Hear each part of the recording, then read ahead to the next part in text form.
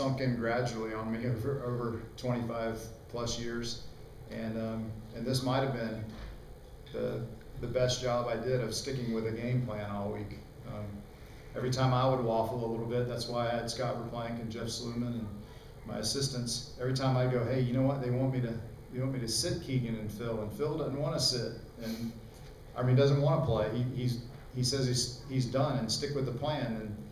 But I could put Keegan with this, we could start. And they go, no, stick with your plan. The plan's working. We're way ahead. Put Dustin and Cooch back in. Put Tiger and Strick back in, just like you planned on it. They're ready to go. And I learned that, on the golf course, I think one of the things that hurts me is that I don't stick with it. I don't stay committed. I get out of my plan. Tiger and I talked about it Sunday morning about, how important doing the same thing over and over and over is. And I saw it in him. He played really well in the back nine a couple of matches because he finally got into just hitting the ball at the flag rather than working on his golf swing. And I think I do that. We all do it. But I think that week we had a plan and we stuck with it. And I learned that I can be a little bit more committed. I can be a little tougher. I stood up to a couple things last week that you get criticized in the press because I was being too nice and letting them do what they wanted to do. I guarantee you Tiger Woods didn't want to sit out, and there was a lot of guys on our team that said, do not take Keegan and Phil out, but if you make them go play when they don't want to play, they're probably not going to play well. I've been put in that situation too, and they say, well, you could have sat down over lunch and talked to everybody. Well, you don't get that luxury. You have to turn in your tee times while they're still on the golf course. And the plan was set. I actually rode out to 10, popped onto the ropes, and as soon as Phil saw me, he ran over and said, don't even think about it.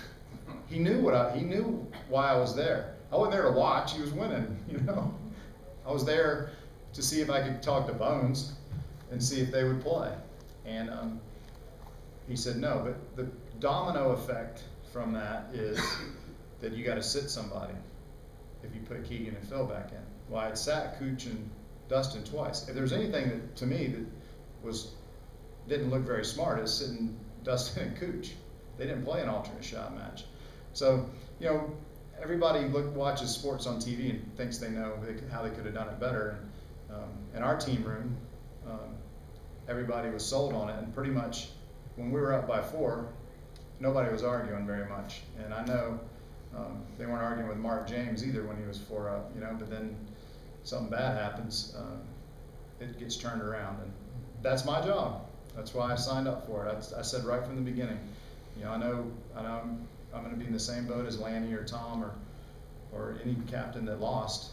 I thought Tom Kite did a phenomenal job, but he lost because Tiger and Davis and Justin didn't play any good, and then his plan was wrong. Well, his plan was 3 major winners would probably get him a whole bunch of points, and they didn't.